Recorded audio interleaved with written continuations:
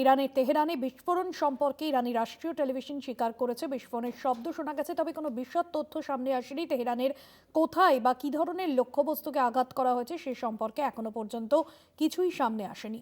ইসরায়েলের প্রতিরক্ষা মন্ত্রী শনিবার মধ্যরাতেই, যেমনটা জানা যাচ্ছে যে শুক্রবার মধ্যরাতেই তারা ইরানের বিরুদ্ধে সামরিক হামলা শুরু করেছে এবং ইরানের রাজধানী তেহরানের বিভিন্ন এলাকায় ব্যাপক বিস্ফোরণের শব্দ শোনা গিয়েছে, অগ্ন্যুৎপাতের ধোঁয়াও দেখা গিয়েছে। মধ্যপ্রাচ্যে ফের যুদ্ধের কালমেঘ, ইসরায়েলকে যোগ্য জবাব দিতে তৈরি ইরানও। তেল হাবিবে ঘন ঘন বেজে উঠছে সাইরেন। আমাদের প্রতিনিধি অঙ্কুর ভট্টাচার্য রয়েছেন ফোন লাইনে। অঙ্কুরদা, এর তো একটা প্রভাব রয়েছে যেমনটা জয়ন্তদা বলছিলেন, তবে এখন এই মুহূর্তে সেখানকার কি পরিস্থিতি সেটাই জানবো তোমার থেকে। দেখো, মার্কিন প্রেসিডেন্ট ডোনাল্ড ট্রাম্প বলেছেন যে আমেরিকা সেখানে বড় ধরনের যুদ্ধ অভিযান শুরু করেছে, খুব স্পষ্টভাবে এটা জানিয়ে দিয়েছে। অন্যদিকে ইরানের যে রেভলিউশনারি গার্ড রয়েছে তারা বলেছে যে ইসরায়েলের দিকে তারা এবার বড় আকারের যে ক্ষেপণাস্ত্রগুলো রয়েছে, মিসাইল গুলো রয়েছে এবং তার পাশাপাশি ড্রোন হামলা চালিয়েছে তারা।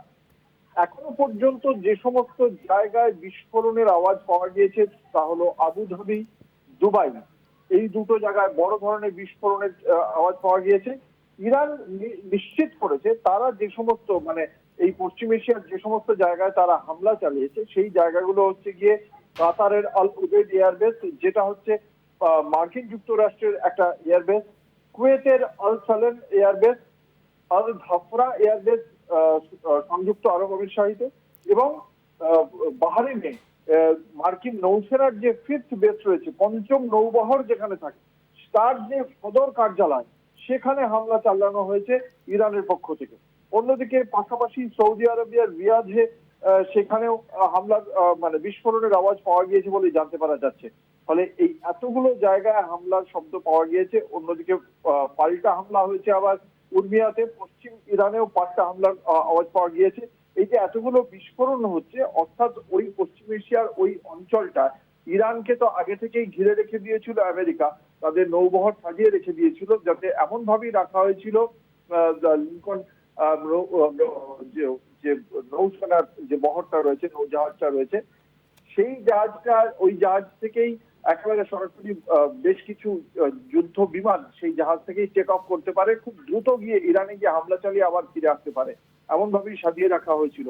ফলে তারা যেমন ইরানকে একদিকে ঘিরে নিয়েছে, ইরান আবার পাল্টা রিটালিয়েট করছে মার্কিন যুক্তরাষ্ট্রের পশ্চিম এশিয়ায় যে সমস্ত জায়গায় তাদের নৌবহর রয়েছে, সেই সমস্ত নৌবহর বা সেনা ঘাঁটি রয়েছে, সেই সমস্ত জায়গায় হামলা করছে ইরান। দেখা যাক এটা কতটা এসকেলেট করে, আমাদের ওয়েট করতে হবে। এছাড়া এই মুহূর্তে এই প্রেক্ষিতে ভারতের কি অবস্থান থাকে, কারণ সদ্য ইসরায়েলের সঙ্গে বন্ধুত্ব বাড়িয়ে এসেছেন প্রধানমন্ত্রী নরেন্দ্র মোদী, তারপর ইরানের বিষয়ে ভারতের অবস্থান কি থাকে সেটা আমাদের নজরে রাখার মতো বিষয়। ভাস্বতী, একদমই ধন্যবাদ অঙ্কুদা।